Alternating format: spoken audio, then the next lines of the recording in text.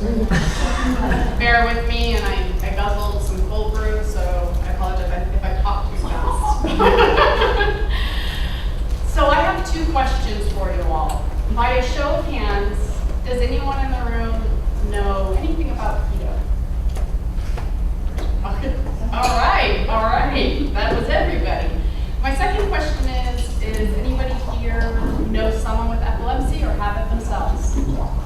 All right, we got some yeses, we got some no's there.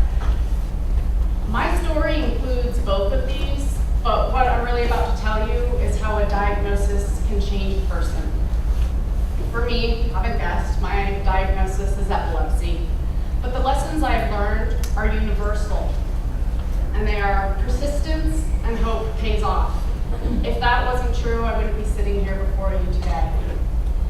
Empowerment is possible. My experiences have taught me that. And community is key, because doing it alone is just too hard. And lastly, but most importantly, experience is the best educator. Lessons tend to begin with a story. And my story began on July 4th, 1987, the day I had my first seizure.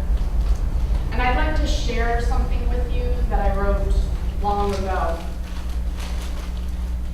Chugging down the track, you overtook me, minding my own business, doing 8-year-old things. You zapped me inside my tiny little body. You made me feel dizzy, and the right side of my body went limp and impossible to use. You pushed me backwards, and the hard floor caught me, and a scream came from deep inside me, locked in my brain, unable to escape my lips. You caused me to be alone. You taught me what true loneliness is. You forced me down a dark tunnel where I could hear, but I was silenced. There was nothing but blackness all around me, and I could hear you, epilepsy, the sound of a train in the distance. You were coming fast. Lying in the darkness, you ran through me. The train, yes, you, epilepsy. You came to a painful stop, leaving a pounding sledgehammer in my head. Emerging from the tunnel, I heard my mom's voice say, "Jade, it's okay now." By the spring of 1988, I would have a brain biopsy determining I had a scar on the left temporal lobe of my brain, caused from the umbilical cord being wrapped around my neck. I was officially diagnosed with epilepsy, and a life filled with struggle began. 3 ICU stays before the age of 12, 12 EEGs that I could remember, 17 MRIs before the age of 18, 10 medications in the first 28 years of my diagnosis, multiple hospital visits that made it feel like it was my second home, hundreds of doctor's visits, dozens of seizures, big and small, loss of driving twice as an adult, issues with medication and health care coverage, medical bills that never ended. Now top that off with emotional distress, and that can never express how difficult it is living with a diagnosis. Life with epilepsy is more than just the seizure. The battle is often hidden and internalized, and it can leave many feeling powerless. Because you are fighting more than the diagnosis, you are fighting a life. Doctors, insurance companies, and everything else that comes along with it. And that can make you sometimes feel not up to the task.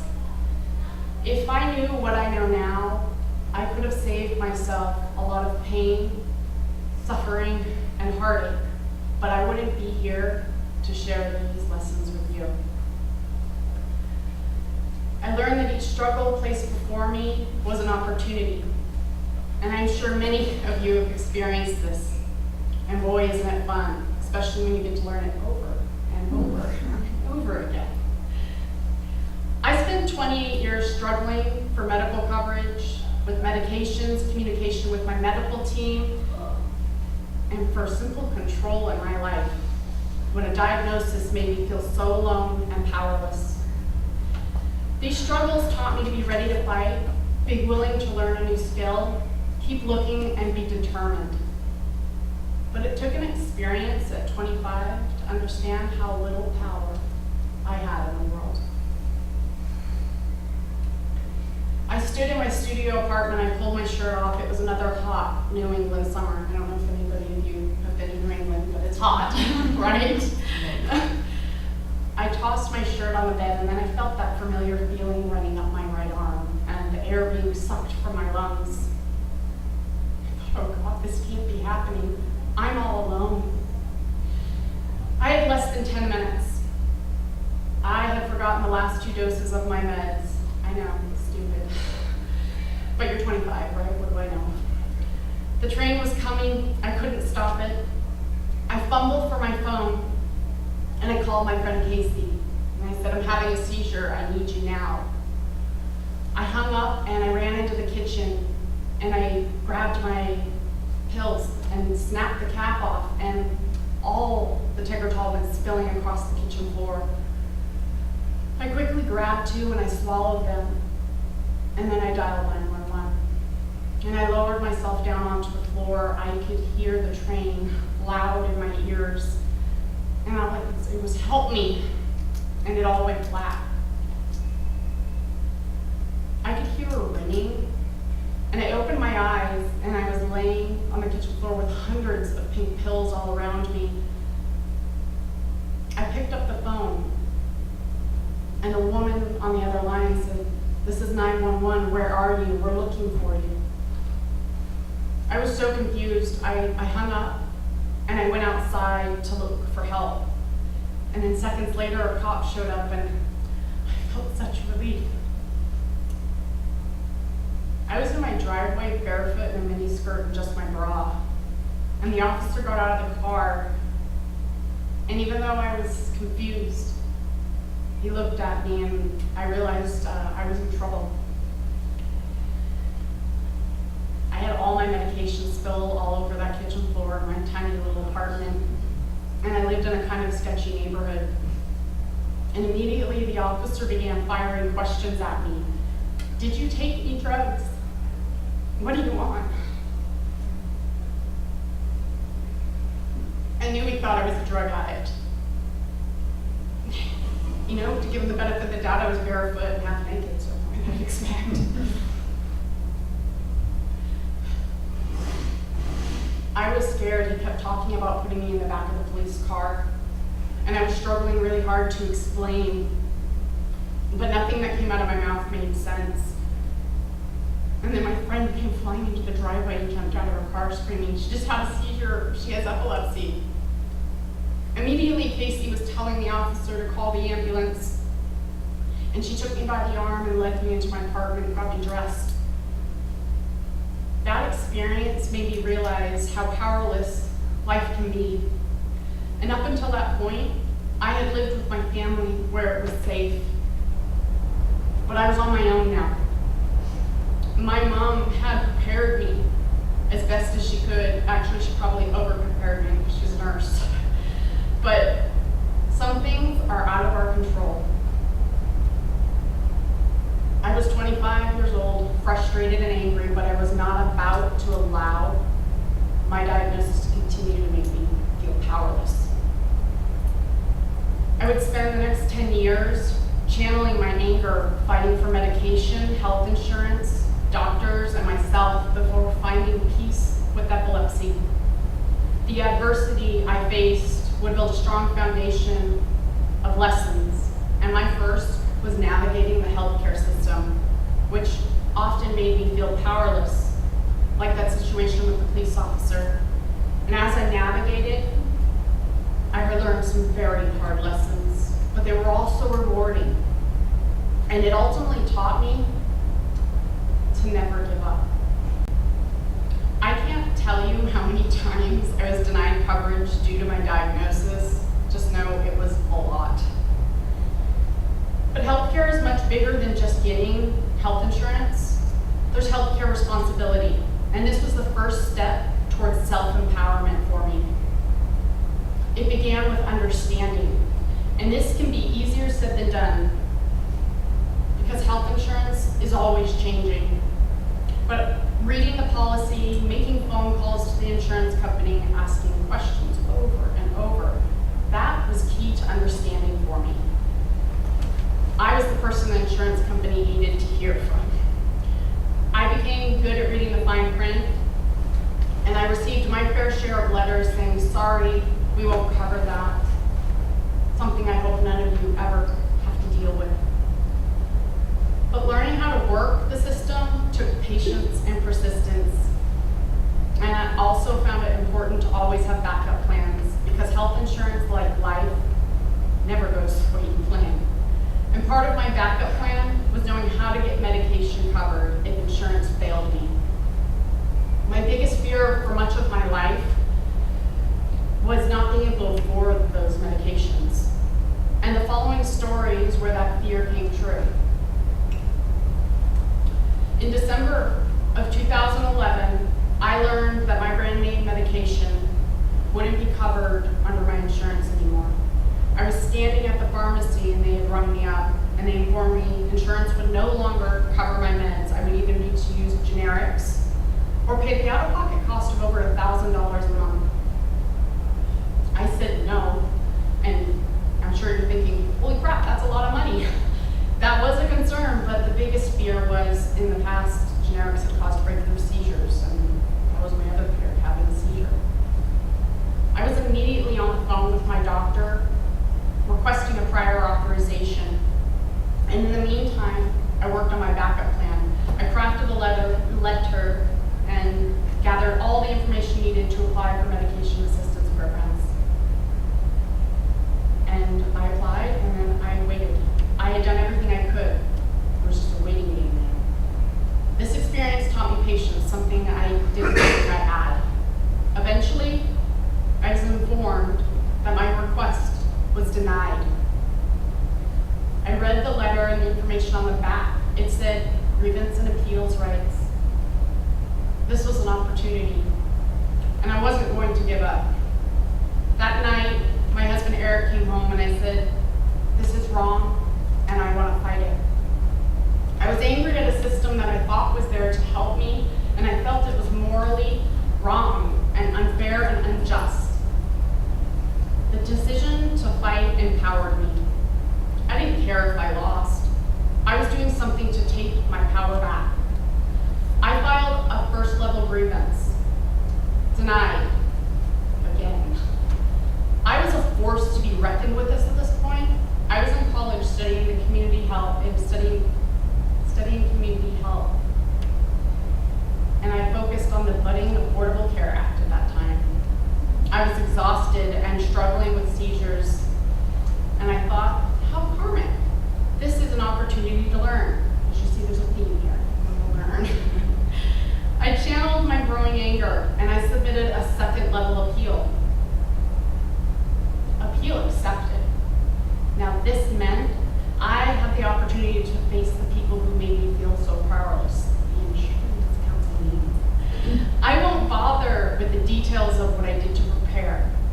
Just know I cried a lot, I cussed a lot, I researched a lot, and through it all, my boyfriend, partner, and now husband Eric was right by my side helping me.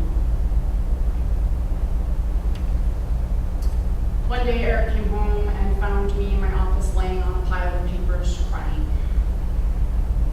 I was overwhelmed with all of the information, and I was sad because I thought about everybody else out there that was struggling. And I looked up at him and I said, this isn't about me. This is about everyone else out there who doesn't understand insurance. My patience was tested, and I wanted to eventually help others find empowerment like I felt through this process. I felt blessed to grow up in a medical household thanks to my mom, have a best friend Kate who worked for an insurance company, and a brilliant husband who edited everything I did. The day came, and I pled my case to a boardroom filled with nurses, pharmacists, doctors, financial people, and even a nun. I based my argument on medical necessity and cost analysis. I felt empowered pleading my case. I felt like a lawyer in a courtroom. I left that room feeling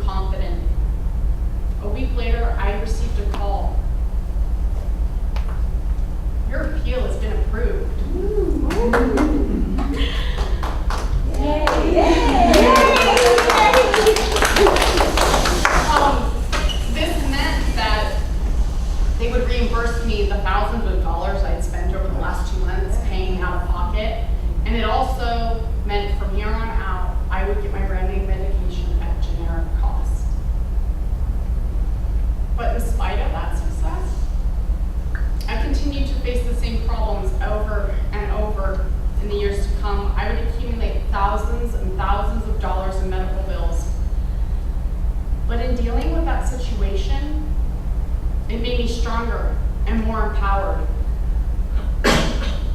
which allowed me to move forward in my life and have the persistence to continue fighting. The next 4 years, anytime we changed insurances, I was given the chance to practice my new skills. I became very good at advocating for myself. I became excellent at communication. At each doctor's visit, I was prepared with questions, and I called the insurance company so often I had to speed dial. I learned how to communicate with all kinds of different people in all different walks of life to get my needs met. My mom called me a lifelong learner. I was always educating myself. I stayed up to date on treatments. I learned everything about my diagnosis and about our changing healthcare system. And I built a solid self-care plan because it's a full-time job being an advocate for yourself, and sometimes so exhausting. It eventually led me to a career in the wellness field teaching others. I became a pro at advocating, and then I showed others how to do it, and I felt empowered. But it didn't make living with epilepsy easy. And if any of you know what life with a diagnosis can be like, it's a constant struggle. No matter how strong I felt, no matter how many lessons I learned or how empowered I felt, I was still facing so many issues. I would conquer one thing and then there was always something else around the corner.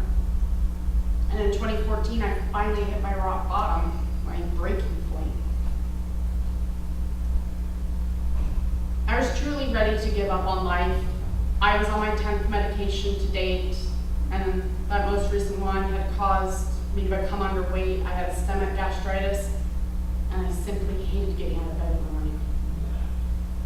I was tired of the cycle I was living in: change insurance, fight insurance, have a seizure, try a new med, rewind, repeat. That was my life.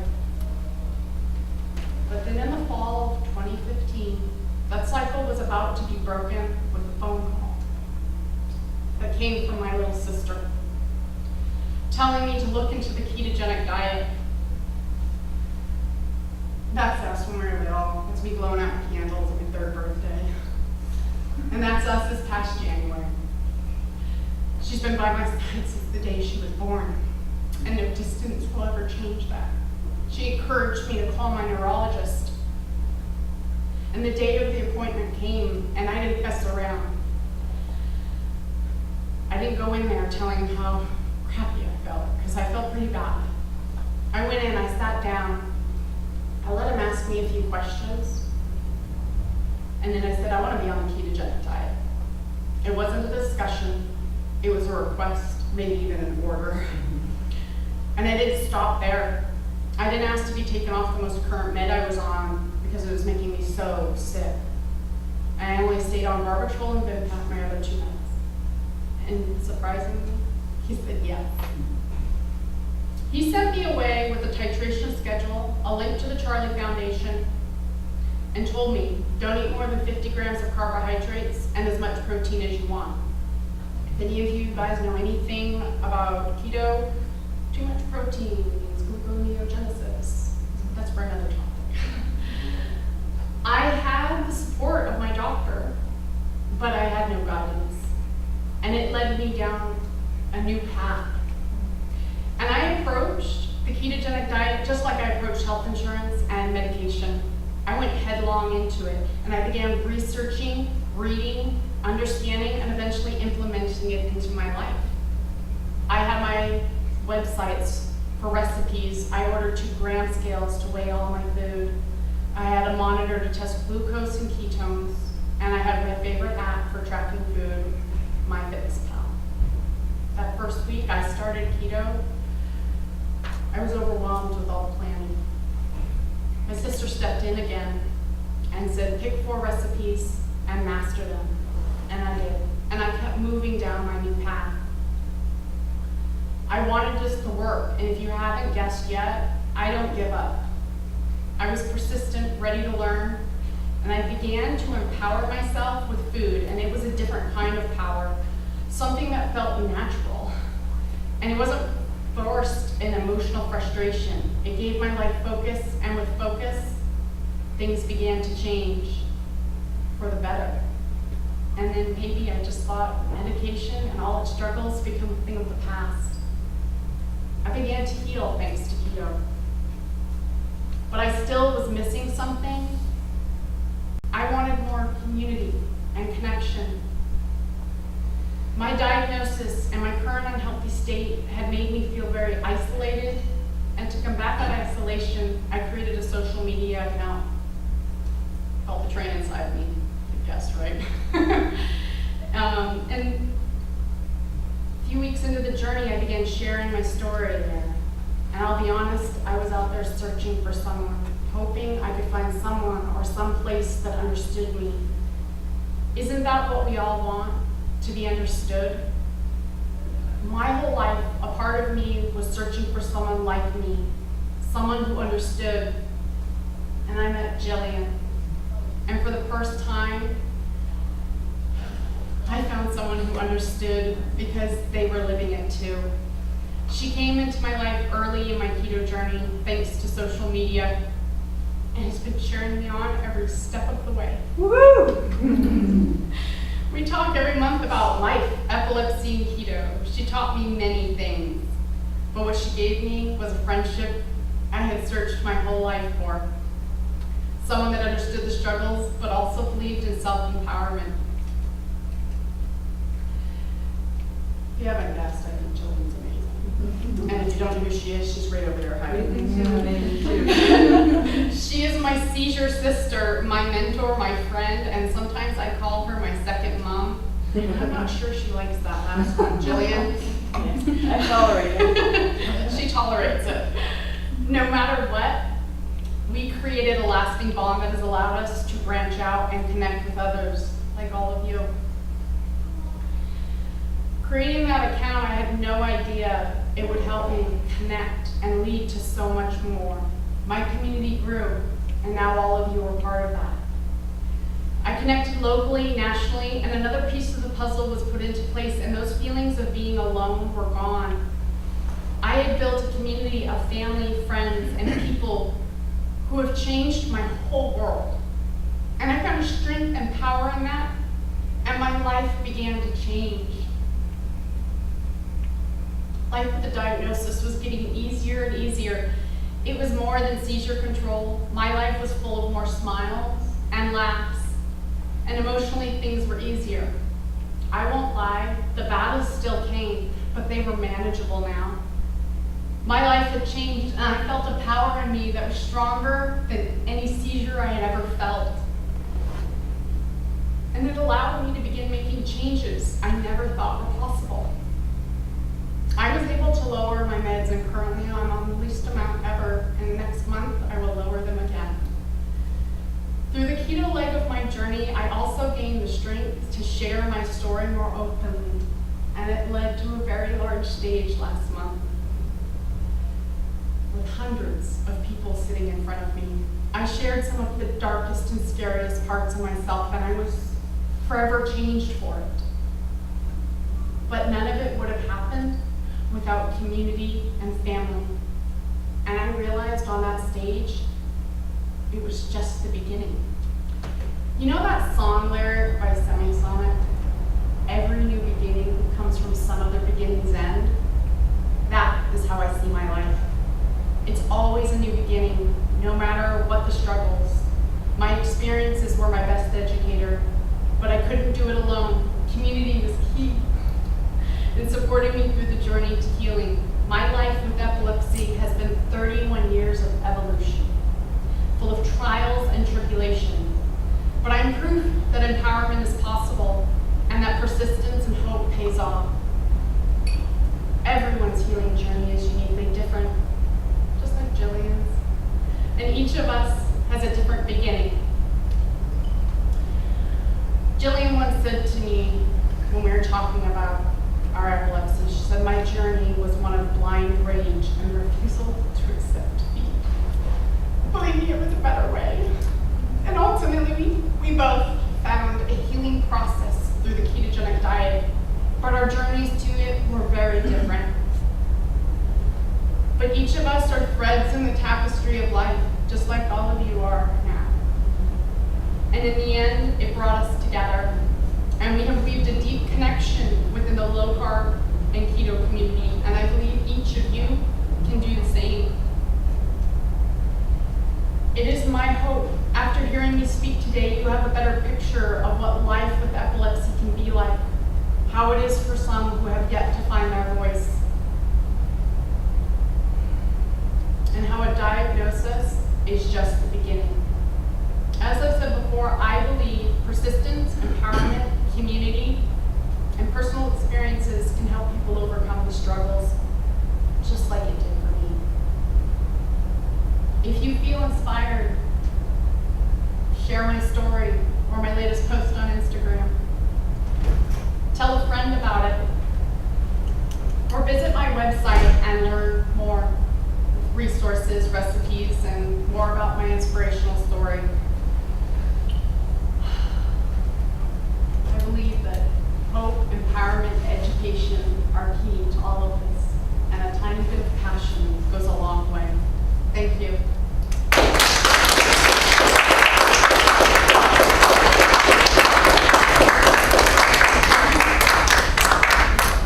As a thank you to all of you for being here tonight, I'd like to, you can text Keto to that number and download my most recent Keto Toolkit ebook and give you all the tips and tricks of what I've done over the last few years. Give me a follow. Does anybody have questions? I'm an open book. And then the rooms. I have a question. Yeah. I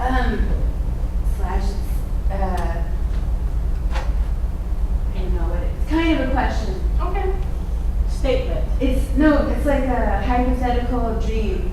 Okay. Would it be possible ever to gather those same nurses, doctors, insurance people, and that one nun back in that room and have them watch your presentation and then have like some spreadsheets with the math and then like maybe get the dietitian over and be like, hello, and then like the news TV channel show up and be like, okay, everyone who has epilepsy, come over here to this hospital because we actually have like a support for you. Because I mean, those people, they were like 1,000% no to you. And then by them saying yes, aren't they kind of like the perfect audience to like help themselves and others? And I mean, would they do it, or would they just be like, we are not going to give her 30 more minutes of our lives because we would rather spend, I don't know how many people at that hospital have epilepsy and are on that drug, or that insurance company, or the specifics of your, I love that you're like full-on lawyer, by the way, way to go. But like, just the sheer math of what's available to them and their own like expenditure should have them be like, yeah, we'll sit down with her for 45 minutes or 2 hours. Because, I mean, I bet you have, just because you sound like super freaking amazing, but like, is it possible, and how can that actually come into being? You mean like trying to choose Those same people. Oh, I don't think that's, I did that many, many years ago, and who knows? Insurance companies, it's all about the money. So if you heard what I said, I used cost analysis. Yeah. That's probably what won my case. But the same cost analysis would have them listen to you again. True. I don't disagree. I think, believe me, if I had the answer, I would be all over it. I'm more, figuring out how to communicate. I think you will come with the answer. So it's not a question. It's just like, I'm just in awe. Thank you for sharing that. That was really amazing. You have a question? Just a comment on the difference in the insurance system between when I started having seizures and when you did. Yeah. I'm a lot older than you are. Yeah. Mine was way pre-Obamacare. Yeah. And I started having seizures when I was at college. Mm-hmm. So I was covered under the university health care plan that comes with your tuition. So then when I graduated, I was on my own. That was a pre-existing condition, and forget, we don't even want to talk to you. So I couldn't even get coverage. I went completely unmedicated and uncovered for years. Wow. On my own. It did teach me a little bit in the way of self-reliance, though. Yes.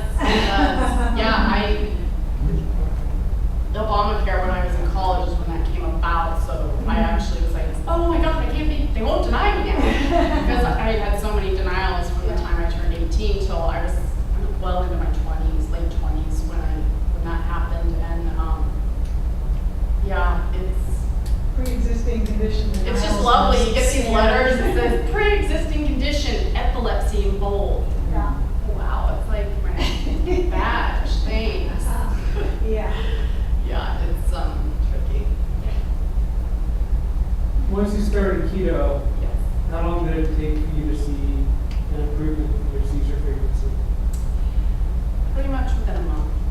A month, I noticed a vast improvement, and then as time went on, it got better and better, and I've been seizure-free pretty much since the beginning. I do have an occasional aura, but they are so few and far between now that they're not even, as I consider, registrable on affecting my life. What was your fat to protein to carb ratio? When I first started, I did a 4-to-1. When I started, I just went to the very extreme because I didn't know what else to do. And now I'm around 2-to-1, 3-to-1 sometimes. Did you see a seizure improvement at the CP?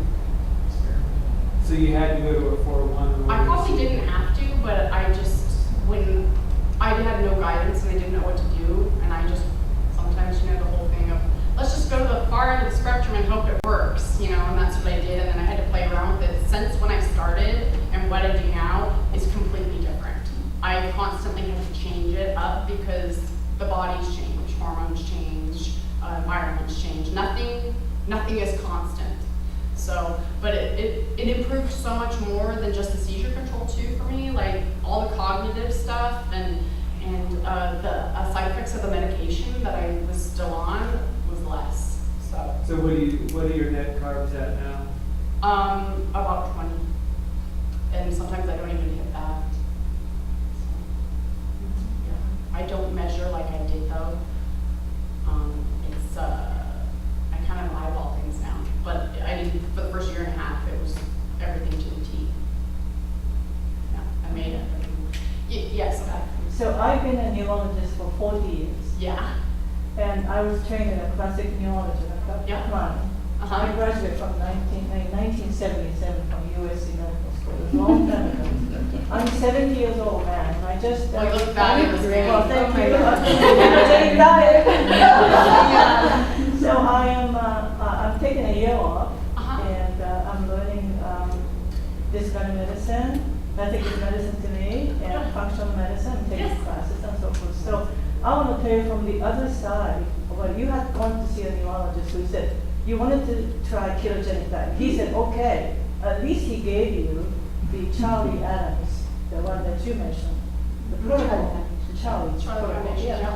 Well, when in my training, which is a long time ago, as I said, I had one attending pediatric neurologist who had one patient who was trying to be on ketogenic diet. And she had to fight with a hospital administrator and the nutritionist and dietitian. It was a mess. So I think we gave up. And from the neurological point of view, like you said, it's butter, no, it's a mayonnaise and bacon, whatever. It's okay, now, so in the real world that you have created, Jillian and you, it's a whole different world out there, and that has to get out there so that more people can go on it. You're right about the ketogenic diet, but a lot of that stuff you just said is way old school. It's a little, the mayonnaise and all that stuff. Half the time I don't even eat half that, and I'm still doing it. There's a lot more flexibility with it now than I think people realize, and we get stuck in a rut of seeing things the way they used to be. When everything is like I said, my life is an evolution. Life and everything, medical, doctors, research, it's constantly evolving, and it's really hard to stay up on it, but it's changing so much. And I think we need to look at the fact that some of us are N equals 1 experiments. And doctors, this is what my dream and desire is. I wish I could be in front of every medical school talking to people, because if they could see this, they could see Jillian, that's where the world changes. You have to start, I was a teacher for years. You have to start with the students when they're young. Get to them before they're indoctrinated with one way of thinking, and you have an opportunity to teach, breed, or grow up doctors with wide open minds that just because something says it's one way does not mean it always have to be that way. Yes? Like Andreas was saying this morning, in order to really change, we have to wait for the older generation to die off. I hope that's not true, literally. And then, I think sometimes it takes meeting one person that gives you the opportunity to blow open the whole world. And I think We, as a culture and a society, have put a lot of stock in doctors and stopped listening to who we are as individuals, our own inner bodies. And I think if we could find a bridge or a gap between both, because doctors are amazing tools that we can use, and we help each other, right? And the hope is why can't we all be life learners where we're teaching each other? Yes, my bestest friend in the whole world. Thank you so much, Jade. You're such an inspiration. You really are. And you know, one thing I guess I want to add to the whole doctor thing is that you had a great neurologist who was ready to accept that. My neurologist, I actually handpicked because he was the son of the neurologist who worked with me when I was a child having seizures. So I thought, great, super well trained. He'd be right on board. He'd got a little bit of history. He laughed at me when I asked him why to do keto. He said, this only works with children. And I said, well, look, I'm going to do it anyway. And I'm going to treat it like a scientific experiment, put it in a poster presentation. So, you can work with me on that. But to his credit, and he is this close to retirement, he said, what you've done is amazing, and we will present it at Grand Rounds Neurology at the Ottawa Hospital. So he still had the open-mindedness and the willingness to learn, which does kind of tend to fade sometimes at the end of people's careers. But I think, what you were saying about making this accessible, because Jade and I work with so many people with epilepsy, and we've worked with many adults who have incredible, I really think they're more than just a few. I think we need to do a big research and call them in, because I know just in Ottawa, I have 5 adults who become seizure-free in less than a month on a modified Atkins diet, and they've never had that before. I think that there's room for this, but a lot of the push is that it has to be medically supervised, and I agree that it needs to have medical supervision. However, we have an entire culture that's saying keto's fine if you want fat loss, eat some salmon, asparagus, and butter. But if you have epilepsy, no. Don't do it. No salmon, asparagus, and butter for you. That just seems wrong. How harmful could salmon, asparagus, Well, and butter be? As Dr. Klein said earlier, we don't know what the long-term effects are. But this is important that we Wait. We don't know what the long-term effects are of 80% We don't. oil. You're We right. do know what the long-term effects are of salmon, butter, and asparagus. But that's real more, food. It is more than that, though. It's a long-term of 80% fat in your diet. And I've been very careful to do DEXA scans, carotid intima, everything, so that I have it documented. My T-score went from 1.1 to 2.7. I'm a 49-year-old woman, so for my bone density to climb that much is amazing. But I think what Jade is so powerful as a person is her in-your-facedness when it comes to, when it comes to, this is my story, hear me. And I think that that's what we need to do, and I hope that she's empowering everyone in this room to do that and say, here I am, hear what I have to say, because maybe we can learn from it. And I think that that's a powerful thing. So I would second that.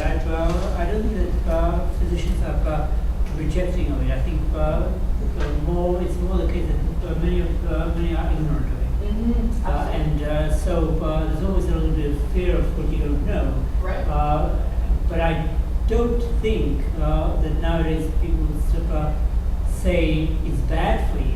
They'll say, well, some physicians will say, well, it won't help you.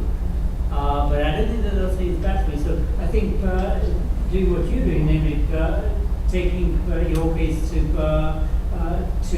the audience to try to convince them of the merit of the diet is a great thing.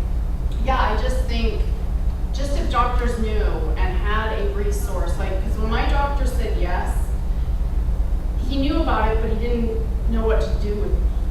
And he kept talking about, maybe we'll have a dietitian soon, but I wasn't about to sit around and wait. I was literally wasting away on the medication. I was dying in front of my family.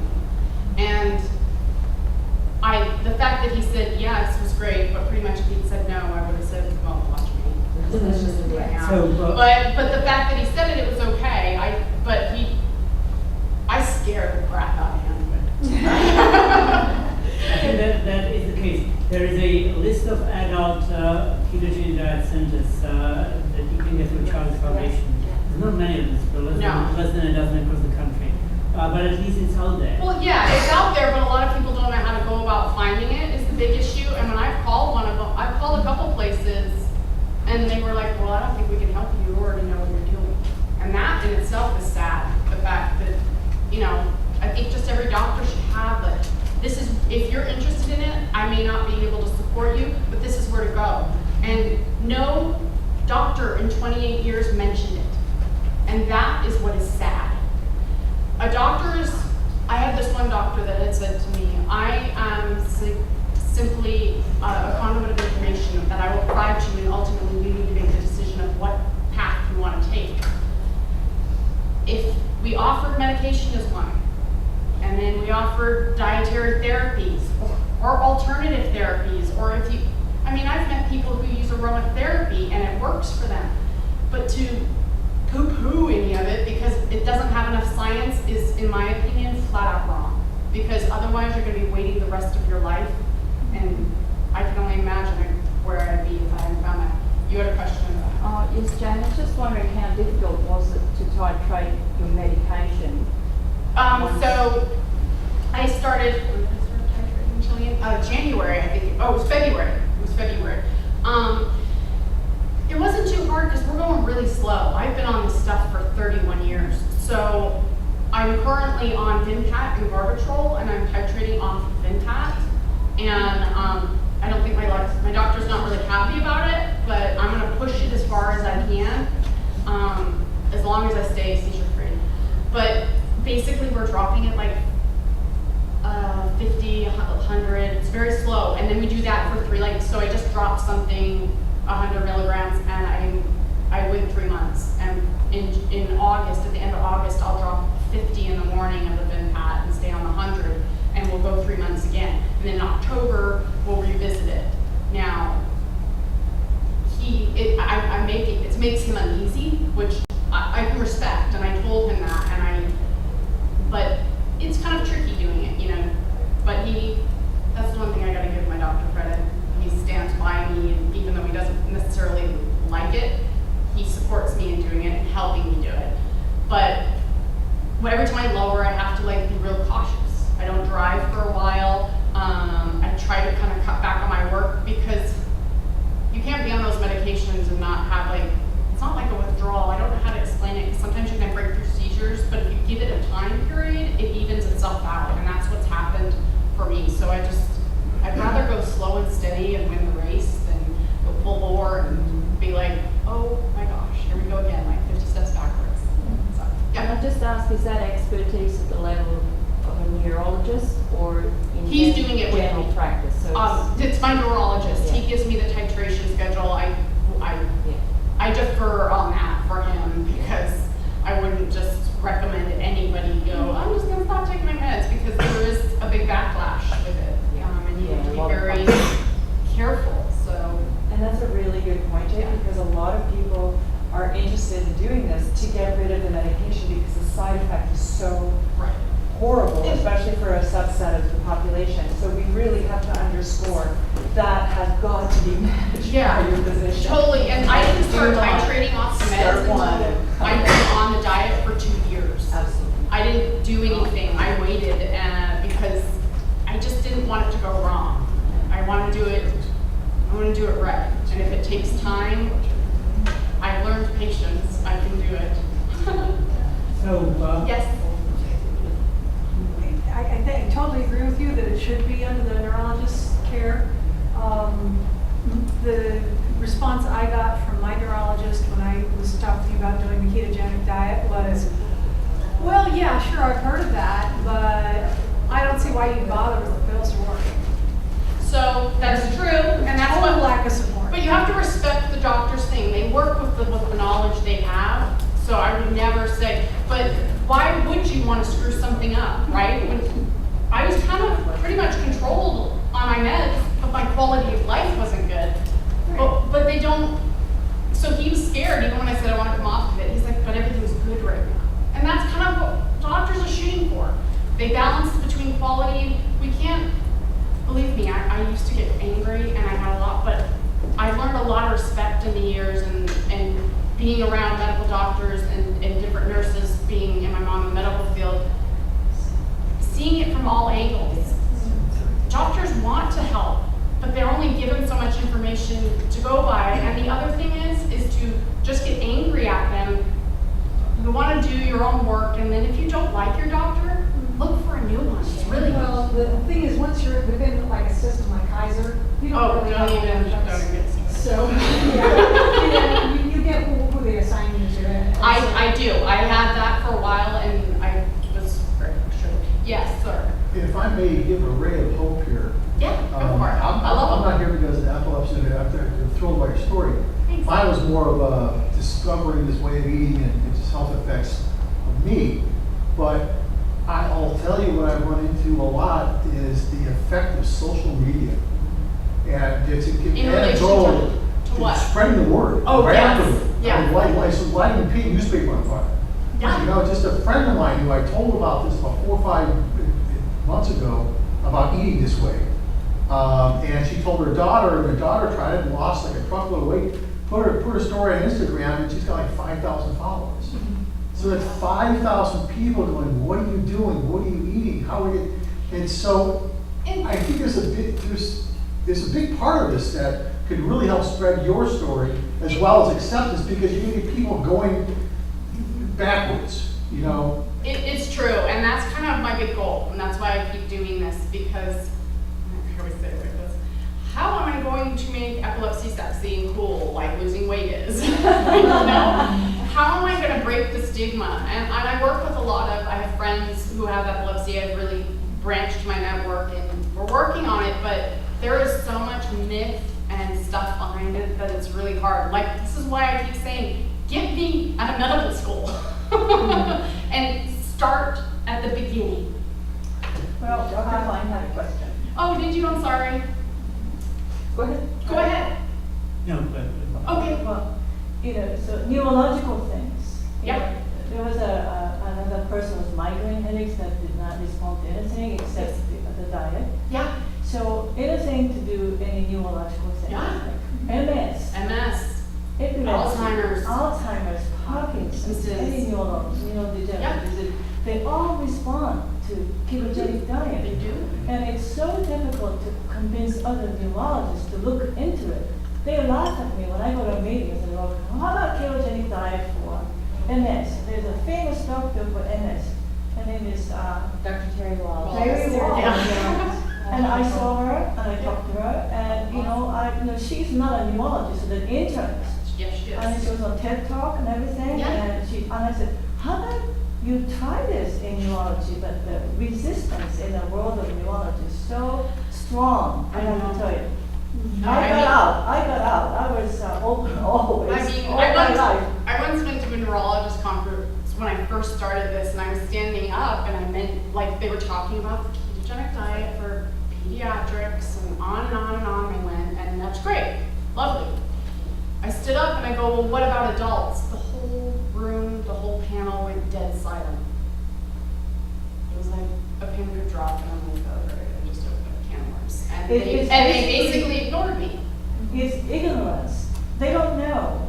And Right. they don't want to say, I don't know, we don't know. And they were never trained. And I come from the classic neurological training. We never talked about ketogenic diet when Yeah. I was in training. So, you know, Dr. Right. Klein would know better. No, than I do. yeah, But it's just like, it's a whole new thing that's coming in. And But we're the breaking funny the thing pattern is it's by- not a new thing. Yeah. That's the thing It's that's been around- frustrating, is it's it's been been around. around. It was actually the first thing used because we didn't have medication. Yeah. And then it fell out of favor because, and I wonder, and I don't know other people's opinions on this, but in your talk, you said it was a quicker fix, right? You got the meds. And that's what majority of society wants. People don't want to do Easier the work. fix, It's yeah. easier to fix. But people don't want to do the work because the ketogenic diet is hard, but it's only as hard as you make it. Yes. And that's the thing is, and the other question is how badly do you want a life or good life? Yes. And that's the other question. And this goes back to culture and society and how we view things. We see food as a thing to make us feel better when we're sad and happy. And if we could switch that, it would change everything. If we could just see food as fuel and not go, oh, I lost my job, let's stuff my face with ice cream. Oh, I got a new job, let's go out and have ice cream. So, Yeah. as you said, we're all different. Yes. And here we've got a converted choir. There are several things that I think are worth thinking about. One is the fact that not everybody can do things the way that you all have done. And it's a fact, we are all different, not everybody's got the will or the wits to do things. Number two, it does not work with everybody.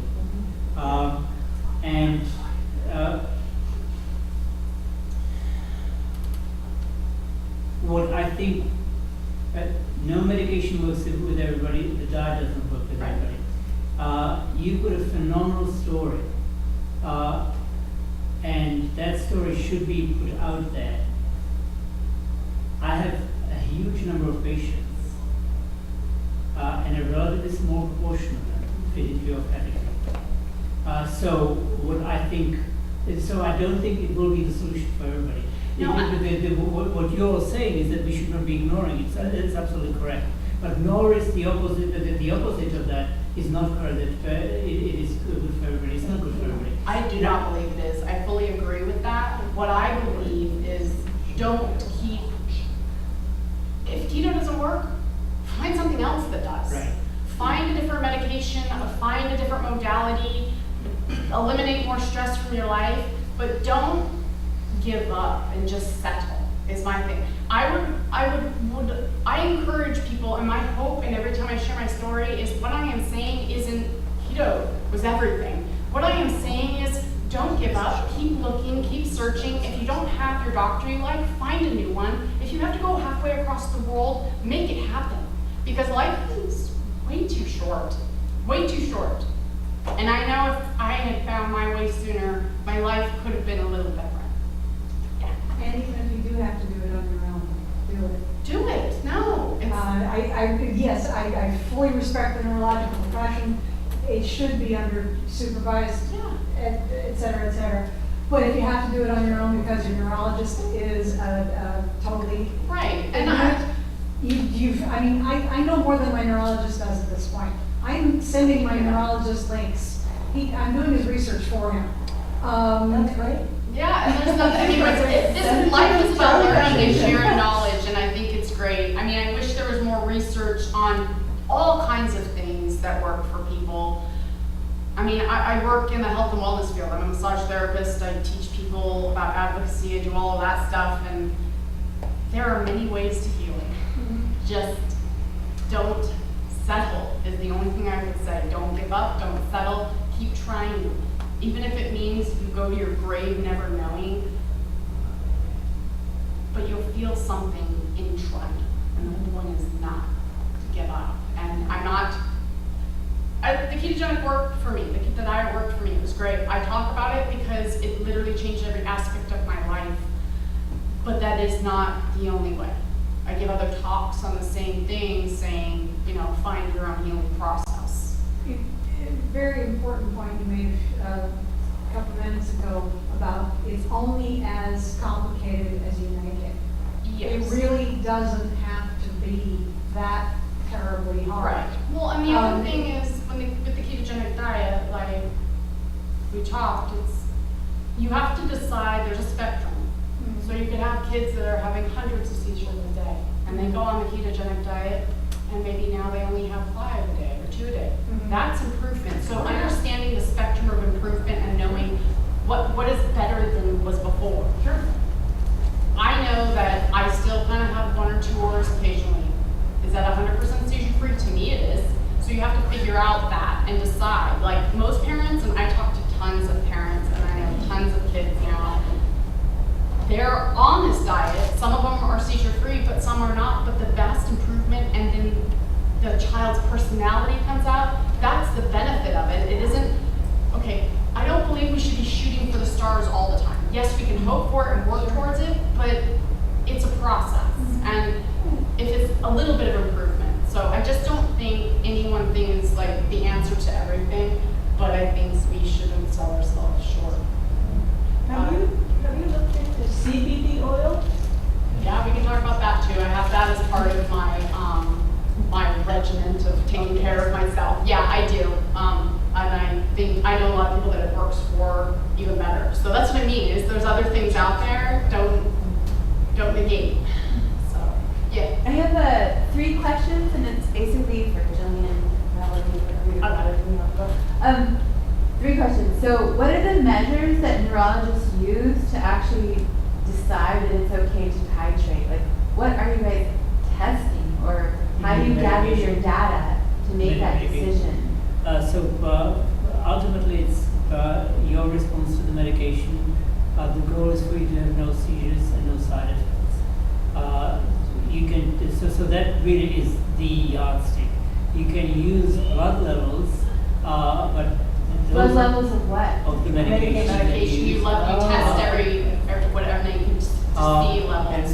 And with certain medications, with a small number of medications, the way the EEG may change with medication may also help. But by and large, for the vast majority of cases of both medications and patients, it's just how you, as a patient, respond to the medication in terms of what it does. So occasional EEGs, the blood tests, But for presence of the medication in the blood, or the That's for blood test, the presence to see what the levels are. so if you They take want a, therapeutic if you take a levels. medication, for certain medication, we can check blood levels for most medications, and blood levels are sort of